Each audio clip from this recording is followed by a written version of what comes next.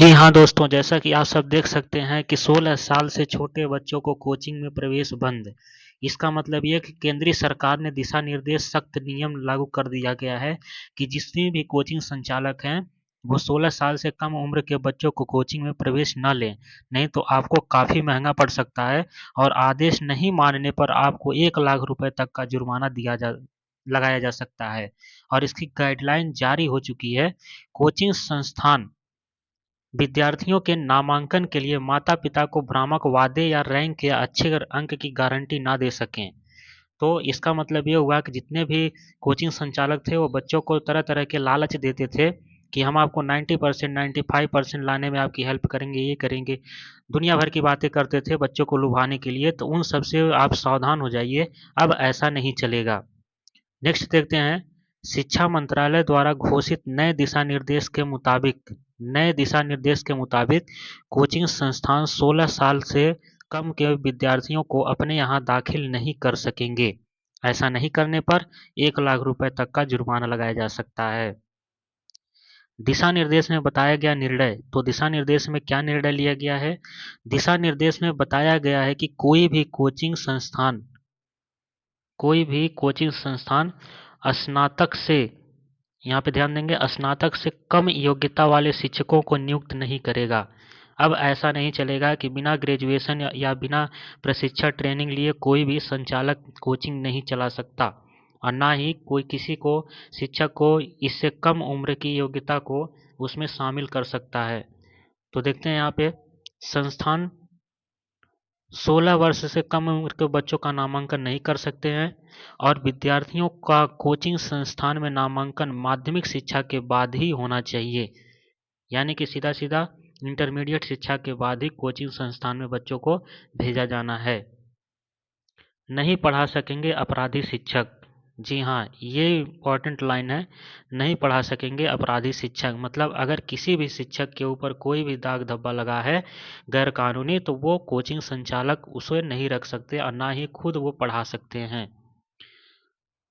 Coaching संस्थान किसी भी ऐसे व्यक्ति की सेवा नहीं ले सकते जो नैतिक कदाचार से जुड़े किसी भी अपराध के लिए दोषी ठहराया गया हो। मतलब गैर कानूनी रूप से किसी भी प्रकार से दोषी ठहराया गया हो, उसे कोचिंग संचालक अपनी संस्था में उसकी सेवा नहीं ले सकते। कोई भी संस्थान तब तक पंजीकृत नहीं होगा जब तक उसके पास इन दिशा निर्देशों की आवश्यकता के अनुसार परामर्श प्रणाली न हो। मतलब कोई भी जब तक रजिस्ट्रेशन आपका एक्सेप्ट नहीं किया जाएगा, जब तक आप उपयुक्त जितने भी दिशा निर्देश दिए गए हैं उसका पालन जब तक आप नहीं करते हैं, आप कोई भी कोचिंग संचालन नहीं कर सकते।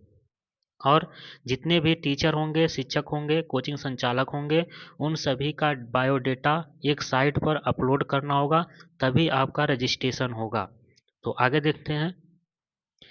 दिशा निर्देशों में यह भी बताया गया है कि कोचिंग संस्थानों की एक वेबसाइट होगी। पढ़ाने वाले शिक्षकों की योग्यता, पाठ्यक्रम, पूरा होने की अवधि, छात्रावास सुविधा और लिए जाने वाले अद्यतन शुल्क, जो भी आप शुल्क लगा रहे हैं उसका भी विवरण आपको उस वेबसाइट पर अपलोड करना होगा। शुल्क की रसीद देना अनिवार्य। दिशा निर्देशों में यह भी बताया गया है कि आप जितने भी फीस लेते हैं उसकी रसीद जरूर बनाएं और उस बच्चे को उसकी रसीद अवश्य दें। दिशा निर्देशों में विद्यार्थियों के मानसिक कल्याण को लेकर विस्तृत रूपरेखा, पिछले साल रिकॉर्ड संख्या में छात्रों की आत्महत्या करने की घटना के बाद यह निर्देश दिया गया है कि विभिन्न पाठ्यक्रमों का शुल्क पारदर्शी होना चाहिए और वसूले जाने वाले शुल्क की रसीद दी जानी चाहिए।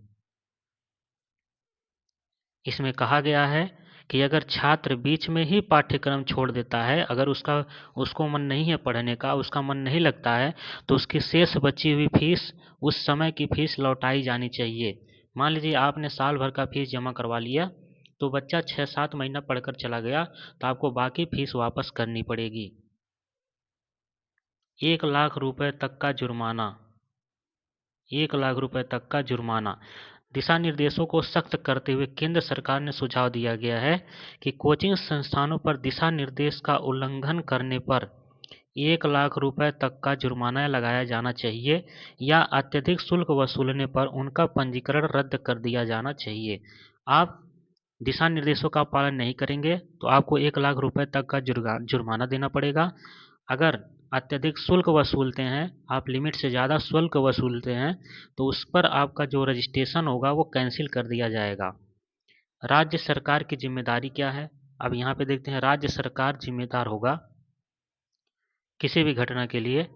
तो देखिए, कोचिंग संस्थानों की उचित निगरानी के लिए सरकार ने दिशा निर्देश के प्रभावी होने के 3 महीने के भीतर नए और मौजूदा कोचिंग संस्थानों का पंजीकरण करने का प्रस्ताव किया है। दिशा निर्देश के मुताबिक सरकार राज्य सरकार कोचिंग संस्थान की गतिविधियों को निगरानी के लिए जिम्मेदार होंगे। मतलब अगर कोचिंग में कोई लड़का किसी भी प्रकार की घटना करता है तो आप उसके राज्य सरकार के पहले आप जिम्मेदार होंगे, उसके बाद राज्य सरकार जो भी कार्रवाई करेगा वो आपके ऊपर ही करेगा। इसलिए 16 साल के नीचे आप कोचिंग में किसी भी स्टूडेंट को दाखिल ना करें, नहीं तो उसकी सज़ा आपको ही भुगतनी पड़ेगी। तो दोस्तों कमेंट में बताएंगे जानकारी कैसी लगी। मिलते हैं नेक्स्ट वीडियो में। अगर चैनल पर आप नए हैं तो सब्सक्राइब कर लें। हर एक सूचना इन्फॉर्मेशन आपको मिलती रहेगी। और आप किसी भी कंपटीशन की तैयारी कर रहे हैं तो जीएस कंटेंट के लिए इस चैनल को सब्सक्राइब जरूर करें।